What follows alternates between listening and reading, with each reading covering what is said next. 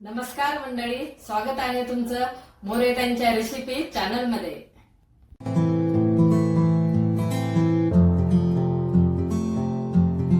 चला तर मग व्हिडिओमध्ये पुढे जाण्याआधी बेल आयकॉन दाबून चॅनलला सबस्क्राईब करा आणि सुरू करा मोरेताईंसोबत आजची ही चवदार रेसिपी बनवायला। चला तर मंडळी, आज आपण लाल भोपळ्याच्या तिखट पुऱ्या करणार आहेत। तर त्याचं साहित्य दाखवते। हा भोपळा घेतलेला आहे। आता कुणी काशीफळ म्हणतंय, कुणी भोपळा म्हणतंय। तर हे असे 3 मोठ्या फोडी घेतल्यात मी।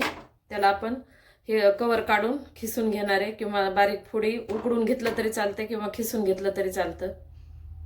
लसण घेतलेला आहे, हिरवी मिरची, कोथिंबीर, जिरे, ओवा आणि तीळ घेतलेले। आता पुऱ्यासाठी लागणार गव्हाचं पीठ घेतलेलं आहे। आता हे पीठ मी अंदाजेच घेतले, तर 5 माणसासाठी पुऱ्या करणार आहे मी, त्या हिशोबाने घेतले। याचं मी कवर काढून घेतलेलं आहे आणि याला आता मी उकडून घेणार आहे। आणि उकडून घेतल्यावर मग आपण थंड झाल्यावर पीठ भिजवून घेऊ। आणि हिरवी मिरचीचं वाटण पण तयार करून ठेवते, कोथिंबीर कापून ठेवते उकडेपर्यंत, आणि मग पीठ भिजवू आपण। आता आपण याला उकडून घेतलेलं आहे, तर चांगलं उकडेल आहे। आता याला एकजीव असं करून घेते। थोडंसं गरमच आहे, तर यानं आपण बारीक करून घेऊ सगळं। आपण आता हे भोपळा सर्व एकजीव करून घेतलेला आहे। आता आपण पीठ भिजवून घेऊ, थंड पण झालाय। आता आपण ह्या पिठामध्ये हा उकड्याला भोपळा टाकू।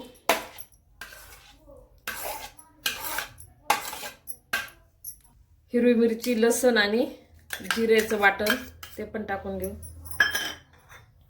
कोथिंबीर,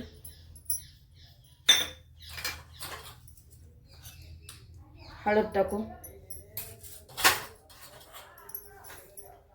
चवीनुसार मीठ टाकून घेऊ,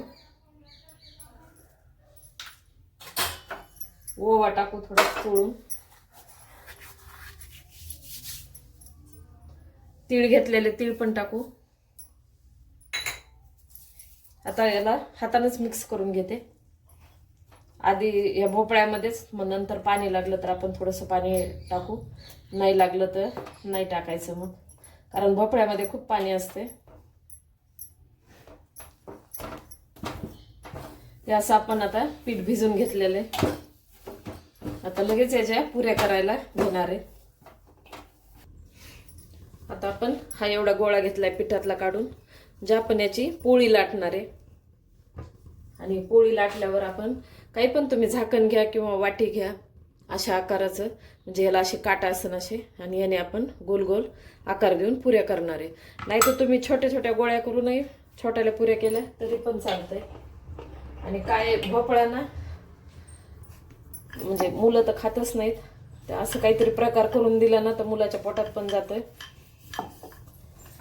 याला थोडंसं पीठ लावून घेतलंय मी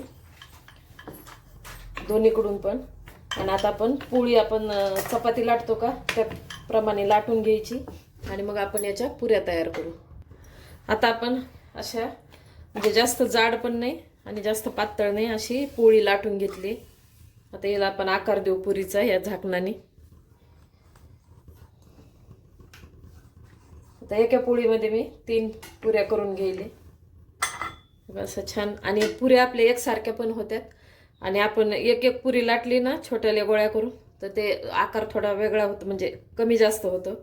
तर अशा पोळी करून लाटले आणि अशा पुऱ्या केल्या ना, एकसारख्या पुऱ्या, पूर्ण आपल्या पुऱ्या एकसारख्या होत्यात। आता अशाच मी लाटून घेते, नंतर आपण तळून घेऊ।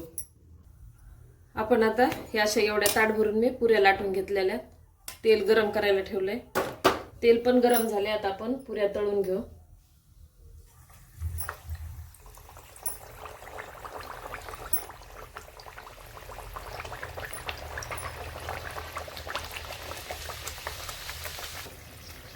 पुऱ्या मस्त तळलेल्या, कलर पण छान आलाय।